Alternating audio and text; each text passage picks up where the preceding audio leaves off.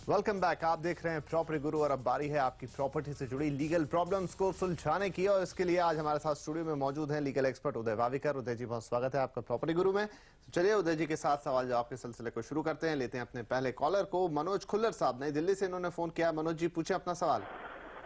हाँ जी, नमस्कार उदय जी। हाँ जी, नमस्कार। हाँ जी सर, ऐसा मैंने एक ना फरीदाबाद सेक्टर 89 में एक फ्लैट बुक कराया था और उसमें 2 लाख रुपए एडवांस दिए थे जी। और उनका पेमेंट प्लान हुआ था कि मैं 6 मंथ के बाद इंस्टॉलमेंट नेक्स्ट पे करूंगा। हाँ जी। और वो पेमेंट प्लान उन्होंने मेरे को दिया नहीं और वो फ्लैट किसी और को सेल कर दिया बिना मुझे बताए। हाँ जी। तो सर इसमें मैं लीगल एक्शन ले सकता हूँ और FIR वगैरह लॉन्च हो सकती है? आप लीगल एक्शन बिल्कुल ले सकते हैं, FIR भी लॉन्च कर सकते हैं।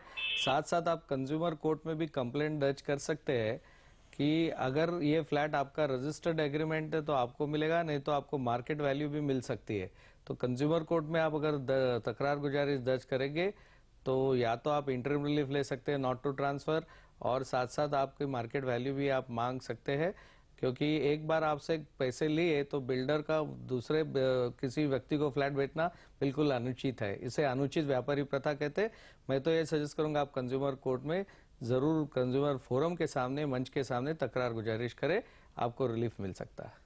तो मनोज जी, यही सलाह है आपके लिए कि बेझिझक कानून का सहारा लें। जैसा उदय जी कह रहे हैं, कंज्यूमर फोरम में बिल्कुल आप अपना मामला लेकर जाएं। अगर आपको हुआ तो फ्लैट मिलेगा, नहीं तो आपको फ्लैट की मौजूदा कीमत यहां पर अदा की जाएगी, लेकिन आप कंज्यूमर कोर्ट में जरूर जाएं।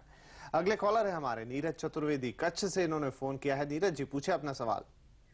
सर, मेरे को ये पूछना था कि पोजीशन में 3 मंथ्स डिले किया एग्रीमेंट के अकॉर्डिंग। उसको हमको मकान 3 महीने में देना था, बट 3 महीने के ना देकर अभी 7 महीने हो गए और अभी काम में कुछ बाकी है और अभी सर वो इंटरेस्टेड नहीं ले रहा है काम में। तो अभी हम क्या कर सकते हैं?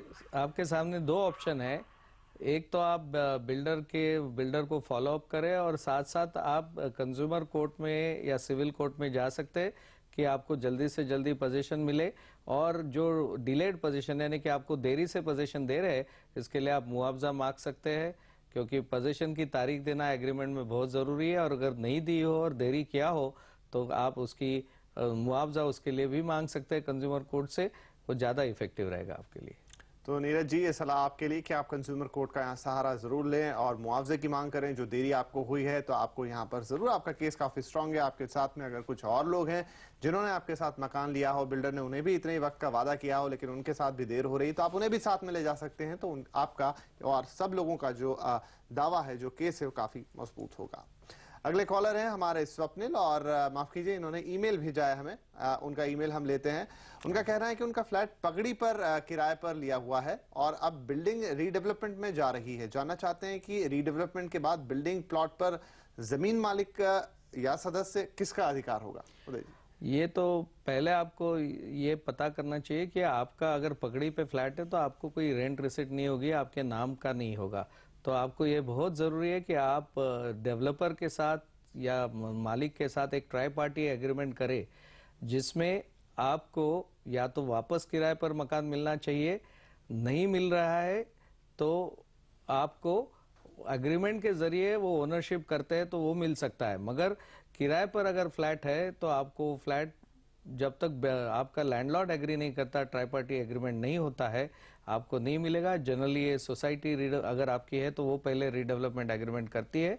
ये आपने बताया नहीं कि आपकी सोसाइटी है या नहीं और आप उसके मेंबर है या नहीं, मगर आप सिर्फ किराए पे है तो ये मकान मालिक अगर आपसे एग्री करे, एग्रीमेंट करे और ट्राई पार्टी या डेवलपर के साथ हो तो ही आपको मिल सकता है, नहीं तो आपका कोई हक इसके ऊपर नहीं बनता है। चलिए अब हमारे साथ अगले कॉलर हैं नोएडा से सचिन सिसोदिया साहब ने हमें फोन किया है। सिसोदिया जी, पूछिए अपना सवाल। Thank you sir.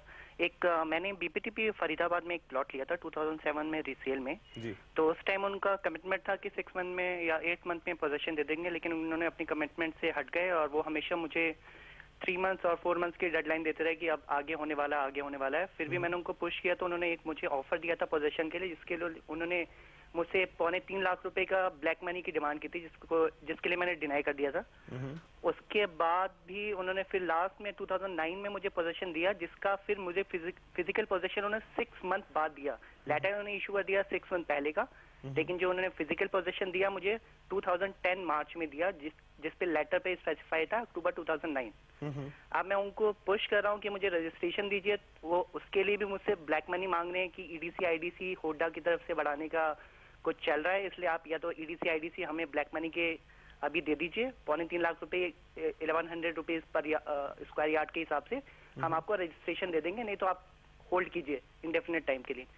मैं उनको चेस करता हूँ, वो मुझसे अच्छी तरह बात नहीं करते। उन्होंने यहाँ तक कह दिया कि जो आपको करना है कर लीजिए। मैंने जागो की तरफ से भी उनको मेल करवाई है, लेकिन वो उनका रिस्पांस नहीं करते। तो कुल मिला के आपको रिस्पांस नहीं कर रहे हैं और आपसे हर बात पे वो पैसे मांगने की बात करते हैं। इसका क्या लीगल सॉल्यूशन हो सकता है, पूछ लेते हैं उदय जी से। उदय जी, एक तो पहला मैं आपको सोल्यूशन बताऊंगा कि आप जैसे जागो ग्राहक में गए, उसके बजाय आप कंज्यूमर ग्राहक मंच दिल्ली में जाइए, या जहां भी आप वहां ग्राहक मंच के सामने तकरार गुजारिश करें। बिल्डर रजिस्ट्रेशन के लिए आनाकानी नहीं कर सकता है, और अगर वो आनाकारी कर रहा है तो उसको एडिशनल पैसे न दे, क्योंकि रजिस्ट्रेशन करना उसका वैधानिक कर्तव्य है। कंज्यूमर कोर्ट में अगर आप केस करेंगे तो आपको इंटरिम रिलीफ में भी आप एग्रीमेंट रजिस्टर करने को उसे मजबूर कर सकते हैं, जिसे हम अंतरिम आदेश कहते हैं। इसकी प्रोविजन ग्राहक कानून में है। आप जरूर वहां जाइए। आप स्पेसिफिक रिलीफ के लिए सिविल कोर्ट में भी जा सकते हैं, और देरी के व्याज के लिए मुआवजा भी कंज्यूमर कोर्ट या सिविल कोर्ट दोनों से मांग सकते हैं। मगर ग्राहक कानून का कोर्ट आपके लिए ज्यादा जल्दी आपको वहां मिल सकता है मुआवजा, और आपकी सुविधा भी वहां जल्दी हो जाएगी। तो सिसोदिया जी, यहाँ पर यही सलाह आपके लिए कि कंज्यूमर कोर्ट का आप जरूर सहारा लें, तो आपको जो पोजीशन में देरी हुई है वो भी आपको उसके लिए भी मुआवजा मिलेगा। साथ ही जैसा यहाँ पर उदय जी ने बताया कि कोई भी बिल्डर या डेवलपर आपको रजिस्ट्रेशन के लिए आनाकानी नहीं कर सकता, आपसे गलत तरीके से पैसे नहीं मांग सकता है। और अब यहाँ पर वक्त हो गया है एक ब्रेक का। ब्रेक के बाद भी सवाल जवाब का सिलसिला जारी रहेगा, बने रहिए हमारे साथ।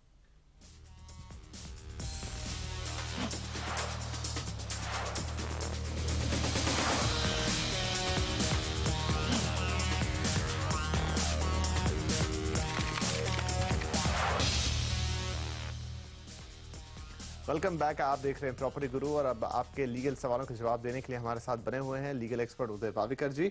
और यहाँ पर हम अपने अगले कॉलर को लेते हैं। सतीश जाधव है हमारे साथ इस वक्त ठाणे से फोन लाइन पर। सतीश जी, पूछिए अपना सवाल। नमस्ते सर, मेरा ये सवाल है, मेरे पास मेरे फ्लैट में एक बालकनी है 4x6 की। फ्लैट लेने के पहले बिल्डर ने बोला, हमने बिल्डर से पूछा था कि क्या हम यहाँ पे ग्रिल डाल सकते हैं, तो builder was okay with it. पर अब हम जब फ्लैट का पोजीशन ले चुके हैं और हमें वहाँ ग्रिल डालनी है, तो बिल्डर ना बोल रहा है, उसके लिए परमिशन नहीं दे रहा है। प्रॉब्लम ये है सर कि मेरी 2 बेटियां हैं, एक 5 साल की है और एक 1 साल की है। तो it's a life threatening thing. तो उसकी वजह से मैं सोच रहा हूँ कि मतलब बिल्डर के परमिशन के लिए गया था, पर he is not giving the permission. तो इस केस में सर क्या किया जाए? जरूर उदय जी। पहला तो सवाल है कि आपको ऑक्यूपेशन सर्टिफिकेट मिली है बिल्डर से? हाँ। अगर मिली है तो आपका फ्लैट है, आप वहां ग्रिल लगवा सकते हैं। गैर कानूनी कुछ नहीं ग्रिल लगाने में, सेफ्टी के लिए। मगर ये नहीं होना चाहिए कि ग्रिल के लिए आपका एरिया बड़ा होना चाहिए, नहीं तो कई लोग उस आगे बॉक्स ग्रिल लगा के एरिया बढ़ाते हैं, तो वो गलत होगा। पर बिल्डर आपको नहीं रोक सकता ग्रिल लगाने के लिए, सेफ्टी है और आप बिल्कुल लगाइए। पुलिस कंप्लेंट भी दर्ज कर सकते हैं बिल्डर के खिलाफ, यानी कि बिल्डर आपको तकलीफ नहीं देगा ग्रिल लगाने के लिए। मगर एरिया नहीं बढ़ाए, ये ध्यान रखना बहुत जरूरी है कि बालकनी का जो एरिया है उससे ही ग्रिल से आप क्लोज कर सकते हैं। एरिया आप नहीं बढ़ाएंगे तो सेफ्टी के लिए ग्रिल बिल्कुल अलाउड है, कानूनी है, गैर कानूनी नहीं है। चलिए, तो आप लगवा सकते हैं ग्रिल, यहाँ पर कोई ऐतराज नहीं है। और बिल्डर अगर इसमें भी आनाकानी करता है तो उसके खिलाफ आप पुलिस में भी शिकायत कर सकते हैं। अब हमारे अगले कॉलर को लेते हैं बलराज सहगल साहब, नागपुर से इन्होंने फोन किया। बलराज जी, पूछिए अपना सवाल। मेरा नमस्कार आप दोनों को। मेरा सवाल है, मुझे एक प्रॉपर्टी अपने फादर की विल के अगेंस्ट में मिली है। ये कमर्शियल प्रॉपर्टी है जिसमें कुछ शॉप्स और गोडाउन्स है। ये जो प्रॉपर्टी है इसमें कोई करीब 5 से 7 टेनेंट्स ऑक्यूपाई करके रखे हैं। अनफॉर्चुनेटली इसमें कोई लीज एंड लाइसेंस एग्रीमेंट नहीं है। और अब जब हम उनको बोलते हैं कि आप हमको मार्केट रेट्स के आसपास कुछ रेंट दीजिए, तो वो लोग उस चीज के लिए एग्री नहीं करते हैं। क्या हमारे पास कुछ ऑप्शंस हैं लीगल जिससे हम उनको बाध्य कर सकें मार्केट रेंट पे करने के लिए या खाली करवा सके? जी बलराज जी, आपके सवाल का जवाब जरूर लेते हैं उदय जी। इसमें दो चीज है कि आपके किराएदार जो है वो पहले से वहां है, उसको हम कहते हैं कि स्टैट्यूटरी टेनेंट है, जो कानून से वहां पहले से 12 साल से ज्यादा या उसके पहले है। और अगर आपका रेंट कंट्रोल एक्ट जो किराया देता है वो स्टैट्यूटरी वैधानिक अगर आपके वो टेनेंट्स है तो उनको उस जो रेंट कंट्रोल एक्ट है उसके तहत आपको उनको रेंट चार्ज कर सकते हैं। अगर आपका एग्रीमेंट उनके साथ होता है तो एग्रीमेंट के शर्तों पर ही आप उनसे रेंट ले सकते हैं। एग्रीमेंट नहीं है तो आप एग्रीमेंट कर सकते हैं, मगर स्टैट्यूटरी टेनेंट जैसे मैंने कहा वैधानिक टेनेंट है, पहले से है और पहले से अगर रेंट चलते आया तो आपको स्मॉल कॉजेस कोर्ट या कोर्ट में जाके ही किराया उनका बढ़ाना पड़ेगा। चलिए, तो यहाँ पर उदय जी जो एक सलाह दे रहे हैं, जैसे आप बता रहे हैं कि आपको प्रॉपर्टी मिली है आपके पिताजी के विल के थ्रू, उसके जरिए आपको मिली है, तो वहां पर आपने ये भी जोड़ा कि कोई किसी तरह का लीगल कार्रवाई वहां पर पेपर वर्क नहीं किया हुआ है, किसी भी तरह का एग्रीमेंट नहीं बनाया, तो इनको पहले जाके तो एग्रीमेंट बनाना पड़ेगा या रेंट कंट्रोल एक्ट जो है उसकी तहत उनको रेंट चार्ज कर सकते हैं या फिर स्मॉल कॉज कोर्ट में जो रेंट का कोर्ट है उसमें वहां जाके वो रेंट बढ़ा सकते हैं उनके। और सबसे अच्छा ये है कि मियाँ बीबी राजी तो क्या करेगा काजी, वो दोनों साथ मिलकर डिसाइड करे और एग्रीमेंट करे तो कोई तकलीफ बहुत बेहतर होगा आपके लिए। चलिए, तो अब हम लीगल सवाल जो आपके सिलसिले को यहीं खत्म करेंगे। वक्त हो रहा है प्रॉपर्टी गुरु में आपसे विदा लेने का। उदय जी, आपका बहुत धन्यवाद, आप आए और आपने हमारे दर्शकों के सवालों के जवाब दिए। और प्रॉपर्टी गुरु में आज के एपिसोड को यहाँ खत्म करते हैं इस वादे के साथ कि अगले हफ्ते आपसे फिर मुलाकात होंगी, देंगे आपको कुछ नए इन्वेस्टमेंट ऑप्शन, साथ ही कुछ और सवालों के जवाब भी। आप अपने सवाल हमें ईमेल कीजिए pg@moneycontrol.com पर। साथ ही अपना पता और फोन नंबर जरूर लिखें ताकि हम आपसे संपर्क कर पाए। फिलहाल आज के लिए इतना ही, नमस्कार।